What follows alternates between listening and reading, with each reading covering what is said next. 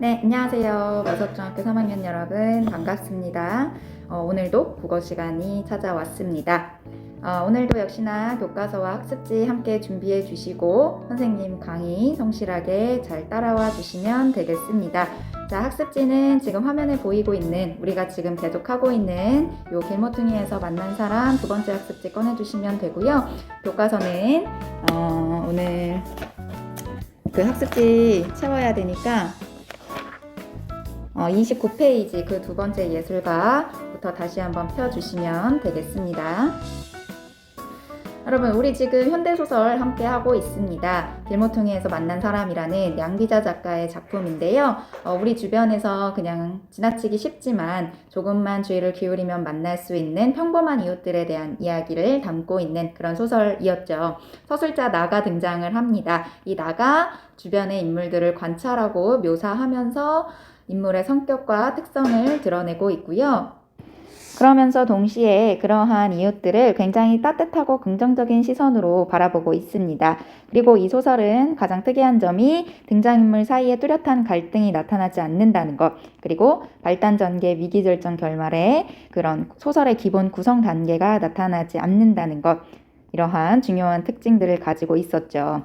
자, 그리고 우리가 이제 교과서 본문을 함께 쭉 보고 있는데요. 처음에 우리 동네 예술가 두 사람이라는 이제 부분이 나왔는데, 여기서는 서술자 나가 살고 있는 동네의 예술적인 분위기에 대해서 굉장히 길게 장황하게 이야기를 해주고 있었습니다. 소설가나 시인 같은 예술가가 많이 살고 있고 또 예술적 분위기가 느껴지는 작은 카페들도 많은 그런 아기자기한 동네다라고 이야기를 했었죠. 자, 그래서 여러분 서술자 나가 소개하고 싶었던 우선 그 첫 번째 예술가는 누구였냐? 바로 김밥 아줌마였습니다. 우리의 모든 예상을 다 뒤엎고 김밥 아줌마가 첫 번째 예술가였어요. 근데 여러분, 우리 주변에서 굉장히 쉽게 볼 수 있는 그런 평범한 이웃이죠. 김밥 아줌마. 그렇죠? 근데 서술자 나는 이 김밥 아줌마가 김밥을 굉장히 최선을 다해서 만들고 경제적 이익보다는 김밥을 만드는 거에 열중하는 모습을 보면서 예술가다라고 이제 표현을 했었습니다. 자, 그리고서 우리가 저번 시간에 29페이지부터 그 두 번째 예술가에 대해서 쭉 봤습니다. 교과서 본문까지 봤고요. 우리 학습지는 채우지 못하고 끝이 났었죠. 학습지 부분 채우면서 그 두 번째 예술가 부분에 대해서 다시 한번 짚고 넘어가 보도록 합시다. 첫 번째 예술가가 김밥 아줌마였다면 두 번째 예술가는 누구였죠? 네, 바로 과일과 채소를 파는 빵떡모자 아저씨였습니다. 자, 빵떡모자 아저씨에 대해서 우리가 다시 한번 기억을 더듬어 보도록 합시다. 자, 이제 막 나이가 어떻게 됐다고 했죠? 50 고개를 넘은 남자였다라고 했고요. 빵떡모자 아저씨라고 불리는 만큼 매일 빵떡모자를 쓰고 있다라고 했었습니다. 여러분, 빵떡모자는 그 여러분들이 흔히 화가모자라고 생각하는 그 모자라고 생각하시면 되겠습니다. 듬직한 몸체에 늘 웃는 얼굴을 하고 있다라고 하네요. 여러분, 뭐 추가로 말씀드리자면 늘 웃는 얼굴을 하고 있다라는 거에서 이 사람의 성격을 좀 알 수 있지 않을까 싶어요. 굉장히 낙천적일 것 같다, 성격이 좋을 것 같다, 뭐 이런 식으로 우리가 예상을 해볼 수가 있겠죠, 그렇죠? 자, 1년 12달 거의 빠짐없이 하루에 2차례씩 나가 있는 연립주택에 무엇을 두른? 주홍 휘장을 두른 트럭을 몰고 나타나죠. 교과서 31페이지에 그 트럭을 재현한 그림이 이제 그려져 있었습니다. 야채와 과일, 뭐 그냥 물건이라고 선생님이 한번 지칭을 해보고요. 추가로 적어볼게요. 야채와 과일을 파는 사람이었습니다.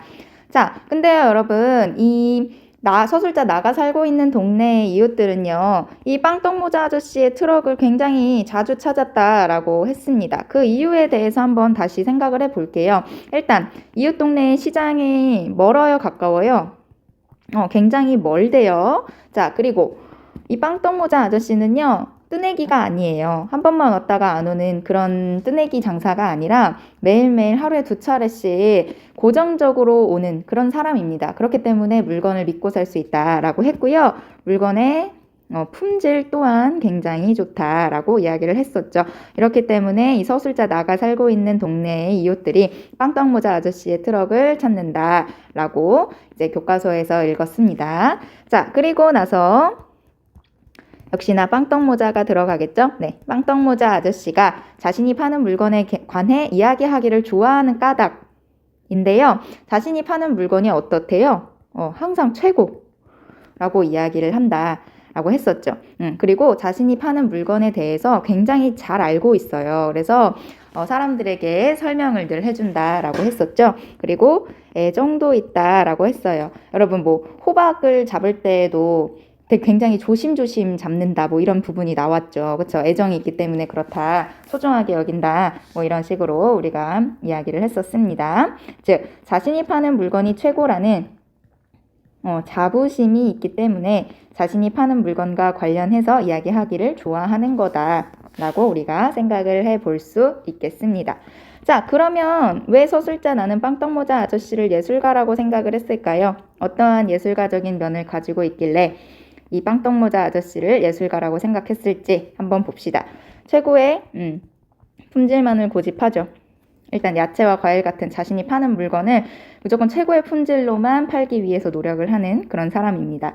또한 자신보다 좋은 물건을 파는 사람이 있으면 장사를 어떻게 하겠대요? 장사를 때려치우겠대요. 집어치우겠다. 라고 말할 정도로 굉장히 자존심이 있는 그런 사람이었습니다. 즉 자신이 파는 물건에 항상 자부심이 있고요.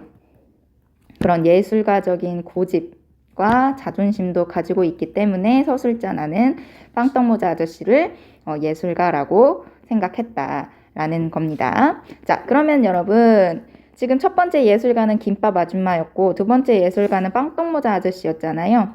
이 둘의 공통점이 뭐길래 서술자 나는 이 둘을 예술가라고 표현을 했을까요? 김밥 아줌마도 자신의 일이 김밥을 만드는 거잖아요. 김밥 만드는 일에 굉장히 열정을 다하는, 최선을 다하는 분이었죠. 빵떡모자 아저씨도 역시나 야채와 과일을 파는 게 일인데 그거에 굉장히 열정적이고 최선을 다해서 했습니다. 자, 적어볼게요.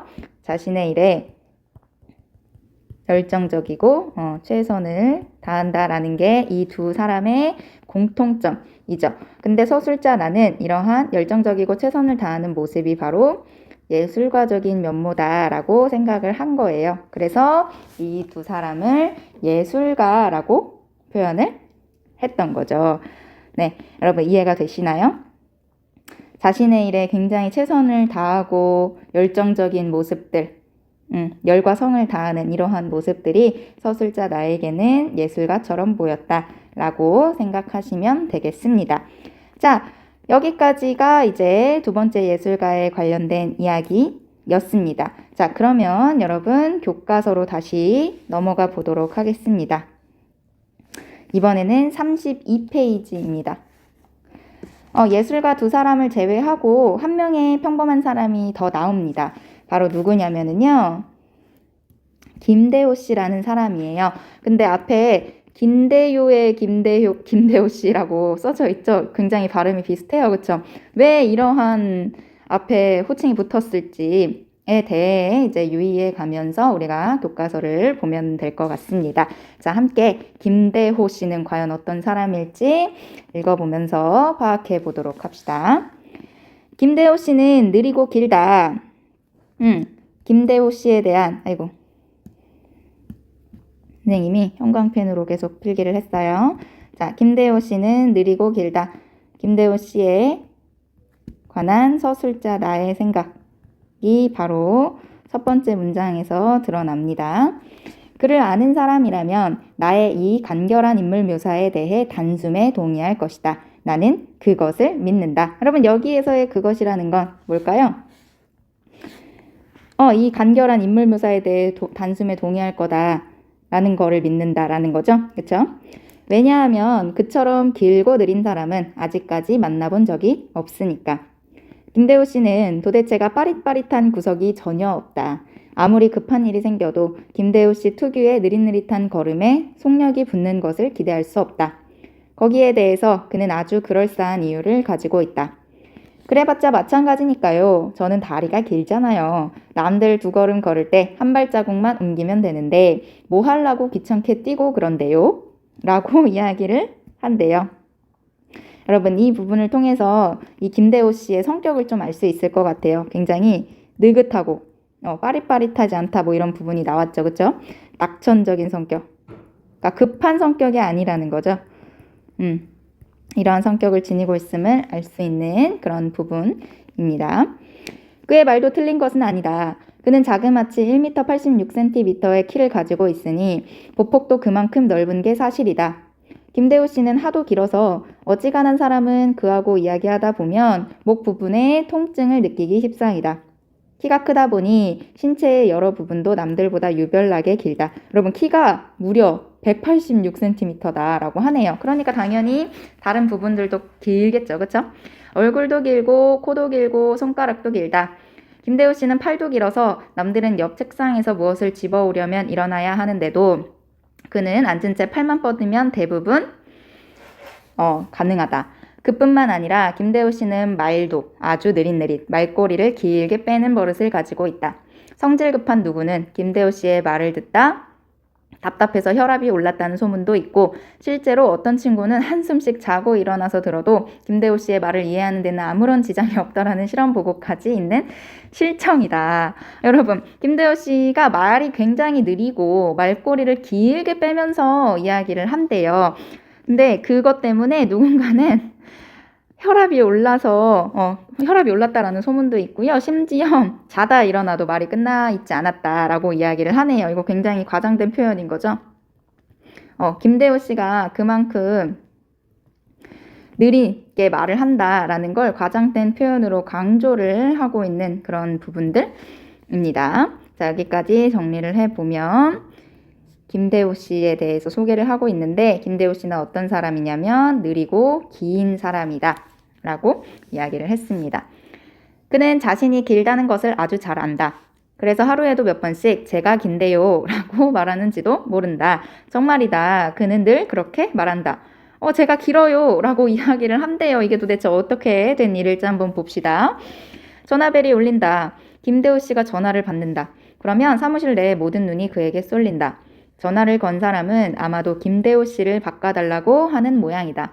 그러면 그는 그 특유의 느릿느릿한 말투로 이렇게 말한다. 제가 긴데요. 그러면 모두들 웃음을 참지 못하고 킥킥거리지 않을 수 없는 것이다. 자, 여러분, 이 부분 때문에 이제 김대호 씨의 별명이 지어진 게 아닐까라고 추측을 해볼 수 있을 것 같아요.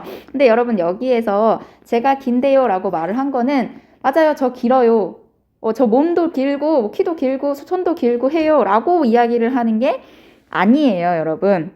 여기서의 이제 긴데요 라는 표현은 제가 그것이에요 의 줄임말인 거예요. 제가 맞아요. 제가 그 사람이에요 라는 뜻을 이렇게 표현을 한 거예요. 여러분들 가끔 어르신들이 이야기를 할 때 혹은 부모님이 이야기를 하실 때 너 그거 맞아 아니야 기아 아니야 라고 이야기를 하실 때가 있을 거예요. 바로 거기에서 말하는 그 기아 아니야 할 때 기아가 여기에 이제 이렇게 표현이 된 거죠. 제가 긴데요. 제가 그것이에요. 제가 그 사람이에요 라는 뜻입니다. 근데 요즘 젊은 사람들은 별로 그렇게 많이 쓰는 표현은 아니죠. 그쵸? 그래서 여러분, 이 옆에서 이 김대호 씨의 통화를 듣고 있는 사람들은 모두들 웃음을 참지 못하고 킥킥거리면서 웃는데요. 왜 웃을까요? 김대호 씨가 긴데, 키가 큰데 자기가 긴데요 라고 이야기를 하니까 굉장히 이중적인 표현인 거잖아요. 그래서 중의적인 표현인 거죠. 그 중의적인 표현 때문에 이제 웃는다라고 하는 거죠. 적어봅시다. 긴 김대호 씨의 모습 때문에 길다의 뜻으로 해석하여 웃는다.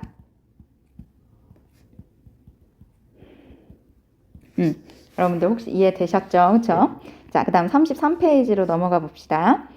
행여라도 전화를 건 상대방이 못 알아듣고 다시 묻기라도 하면 이번엔 더욱 느린 박자로 또박또박 대답을 해준다. 제가 긴데요.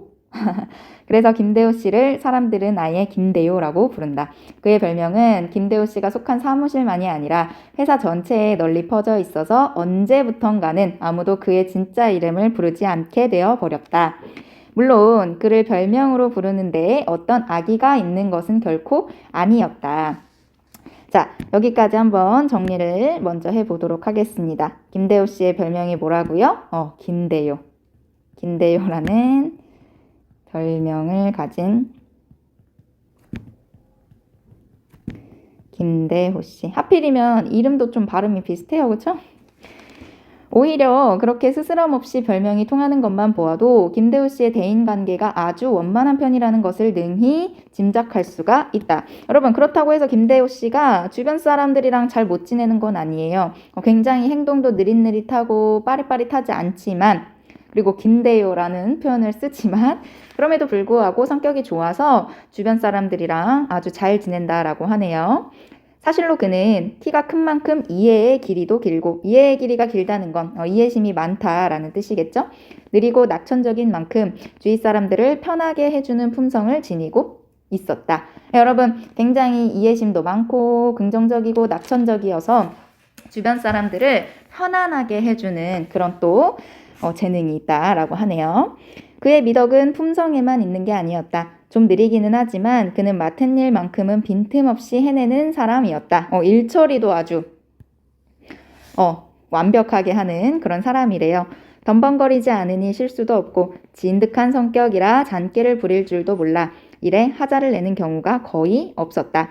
말하자면 사람들은 김대호 씨를 사랑하고 있는 셈이었다. 그러니까 여러분, 행동이 굉장히 느릿느릿한데 덤벙거리면서 실수까지 하면 최악이죠. 근데 느리지만 굉장히 빈틈없이 완벽하게 일을 해내서 실수를 하지 않는다라고 하네요. 그래서 사람들이 심지어 김대호 씨를 사랑하기까지 한다라고 하네요. 자, 여기까지 정리를 해보도록 하겠습니다. 김대호 씨는요, 대인관계에 원만하죠. 사람들과 잘 지내고요. 맡은 일은 굉장히 빈틈없이 완벽하게 해낸다 라고 합니다.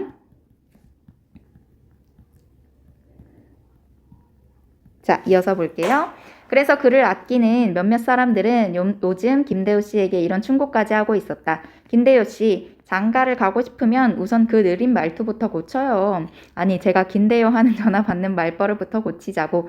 지난번에도 겨우 아가씨 하나 소개해 주었더니 김대호 때문에 어긋나고 말았잖아. 뭐라더라? 전화 받는 것만 보아도 얼마나 촌스러운 사람인지 당장 알겠다나? 그러니까 전화를 받을 때 제가 김대호라고 말하는 게 굉장히 촌스럽다고 이제 지적을 하는 거죠. 그 느려터진 말로 제가 김대호라니 그게 뭡니까? 그래가지고 뭐가 되겠습니까? 여러분들, 젊은 사람들은 잘 쓰지 않는 표현이기 때문에 누군가는 이 모습을 보고 저 사람 되게 촌스러운 사람이구나, 저 사람 되게 세련되지 못한 사람이구나 라고 생각할 수 있다는 거예요. 사실 알고 보면 느리지만 성격도 좋고 일처리도 완벽한 사람인데 이런 소개팅을 장가를 가려면 그런 인상부터 없애야 된다라고 이야기를 하는 거죠. 요즘 유행하는 누구의 말씨까지 흉내낸 그 충고는 노총각인 김대호 씨에게 상당한 설득력을 발휘한 모양이었다. 그는 아주 심각한 얼굴로 고개를 34페이지로 넘어가 보세요. 끄덕였다. 그러고는 혼자 웅얼웅얼 연습도 여러 번 했다. 천성이 느린 사람이라 그것도 연습이라고 며칠을 웅얼거리더니 마침내 어느 날 오늘부터는 김대호가 아니라 김대호로 돌아오겠다고 선언을 하기에 이르렀다.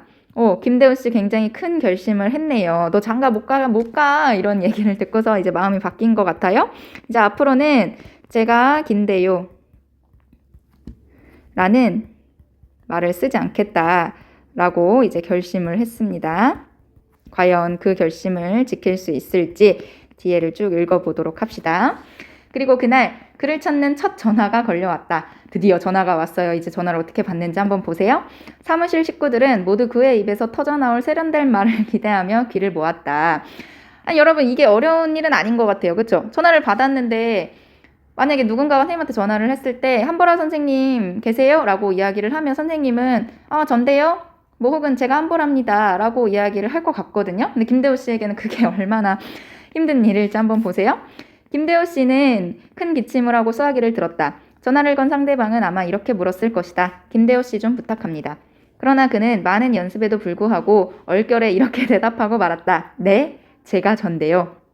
그러니까 이게 순간 너무 당황스러우니까 김대호 씨도 말을 더듬은 거예요. 네, 제가 전데요. 뭐 이런 식으로. 물론 사무실 안은 당장의 웃음바다가 되었고 이렇게 말할 거라고 이제 예상을 다들 못했으니까 다들 웃음이 터진 거죠. 적어봅시다. 예상하지 못했던 김대호 씨의 대답에 다들 웃음이 터졌죠. 그 일로 김대호 씨는 김대요에 이어 제가 전대요라는 긴 별명까지 하나 더 가지게 되었다. 그는 그 한 번의 실패를 끝으로 더 이상 김대요를 고치려는 시도를 하지 않았다. 그냥 이제는 자기가 원래 쓰던 표현대로 다시 해야겠다라고 생각을 한 거죠. 에이, 저는 아무래도 김대요가 더 잘 어울려요. 사실로도 저는 길잖아요. 라고 이야기를 합니다. 여러분, 이 말 한마디에서도 김대호 씨의 좋은 성격이 드러나죠. 그쵸? 다른 사람들이 그렇게까지 놀리는데 기분 상해할 수도 있잖아요. 근데 이 김대호 씨는 자신의 별명을 그냥 편하게 받아들이기로 마음을 먹은 거죠. 굉장히 또 여기서 낙천적인 성격이 드러나는 거죠. 아주 순박하고 낙천적인 모습이 드러납니다. 정말이다. 그는 길다. 그리고 느리기도 하다. 진실을 말하자면 우리 옆에 이렇게 길고도 느린 사람이 존재하는 것도 행복한 일인 것이다. 요즘처럼 정신없이 핑핑 돌아가는 혼 빠진 세상에서는. 여러분, 이 부분은 이제 서술자 나의 생각인 거죠.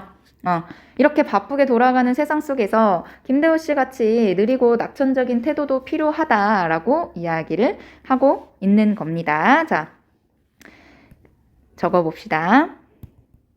이 부분이 사실 제일 중요한 부분인 거예요. 왜 서술자 나가 김대호 씨에 대해서 이야기를 했느냐가 드러나는 부분이니까. 바쁘게 돌아가는 세상에서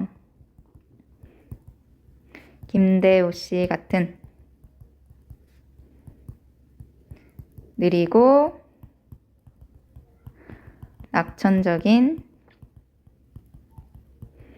태도도 필요하다는 서술자 나의 생각이 드러남. 네. 그래서 우리의 김대호 씨는 오늘도 걸려오는 전화에 대고 그 느릿한 말투로 여전히 이렇게 말하고 있다. 제가 김대요. 네. 여기까지 이제 정리하면 느리지만 성실하게 살아가는 김대호 씨에 관한 이야기였습니다. 여러분 주변에는 이런 김대호 씨 같이 좀 느릿느릿하지만 그래도 빈틈없고 약간 낙천적인 그런 긍정적인 성격을 가지고 있는 사람이 있나요? 여러분 이거는 선생님이 생각했을 때는 선천적으로 타고난 것 같아요. 그렇죠? 굉장히 주변에는 오히려 이렇게 급하게 모든 걸 다 급하게 하려고 하는 사람들이 더 많은 것 같아요. 요즘에는. 근데 모두가 다 급한 와중에도 스스로 조바심을 내지 않고 느릿느릿하게 여유 있게 낙천적으로 이제 행동하고 말할 수 있다라는 건 진짜 이 사람이 타고난 성품이 그런 거고 선생님이 생각하기에도 좀 축복을 받은 성격이지 않을까 뭐 이런 생각이 드네요. 여러분들은 어떻게 생각하시는지 모르겠지만 왼쪽 보시면 김대호 씨에 대한 나의 평가에 공감하나요? 라고 이제 써있죠. 이 부분이 이제 바로 김대호 씨에 대한 나의 평가인 거잖아요. 그쵸? 여러분들은 이러한 김대호 씨 같은 사람을 긍정적으로 평가하는 서술자 나의 평가에 공감을 하시나요? 선생님처럼 공감하는 사람들도 있겠죠. 왜냐면 선생님도 이렇게 김대호 씨처럼 뭔가 여유 있고 느릿느릿 하게 행동하지는 못하는 것 같아요. 선생님 스스로를 돌아보면. 근데 이런 사람들 보면 부럽기도 해요. 어떻게 저렇게 여유 있을 수 있지? 어떻게 저렇게 긍정적이고 낙천적일 수 있지? 이렇게 부럽기도 하거든요. 근데 또 다른 한편으로는 이런 사람들이랑 같이 일한다고 생각하면 그쵸? 다들 정신없고 바쁜데 혼자 여유 있게 느리게 행동한다고 하면 진짜 혈압이 오르는 사람들도 있겠죠. 이 서술자 나의 의견에 공감하지 않는 친구들 남아 있을 것 같습니다. 본인은 김대호 씨 같은 사람을 어떻게 생각하는지 한번 머릿속으로 정리를 쭉 해보시면 될 것 같습니다. 자, 교과서 본문은 이제 여기까지가 마지막이네요. 자, 다시 학습지로 넘어가 보면 우리 그 두 번째 예술가인 빵떡모자 아저씨 부분까지 이제 쭉 채워봤었죠. 자, 그리고 이제 마지막으로 김대유의 김대호 씨 부분 학습지 빈칸 채우면 이 작품 교과서 분석은 어느 정도 마무리가 될 것 같습니다. 근데 오늘도 이미 영상이 꽤 길어졌기 때문에 우리 이 김대호 씨에 관련된 학습지 빈칸은 다음 시간에 함께 채워보도록 하겠습니다. 미리 채워와 보셔도 좋을 것 같아요. 그쵸? 복습하는 그런 기분으로 오늘 선생님과 함께 봤던 본문 쭉 다시 한번 혼자 읽어보면서 학습지 미리 채워오셔도 좋을 것 같습니다. 여러분 오늘도 수업 들으시느라 고생하셨고요. 과제 꼭 기한 내에 제출해 주시길 바라고요. 영상 제발 넘기면서 보지 마시고 꼼꼼하게 들어주시면 좋겠습니다. 이거 다 시험 범위에 들어가는 거 아시죠, 여러분? 시험 범위로 협박하고 싶진 않지만 우리는 16살 이제 고등학교를 가야 하는 아주 중요한 시기에 놓여 있기 때문에 여러분들이 국어 수업을 좀 꼼꼼하게 열심히 들으셔서 시험을 잘 보셨으면 하는 선생님의 마음이 담겨 있습니다. 네, 여러분 우리 다음 시간에 봅시다. 자, 가세요. 안녕.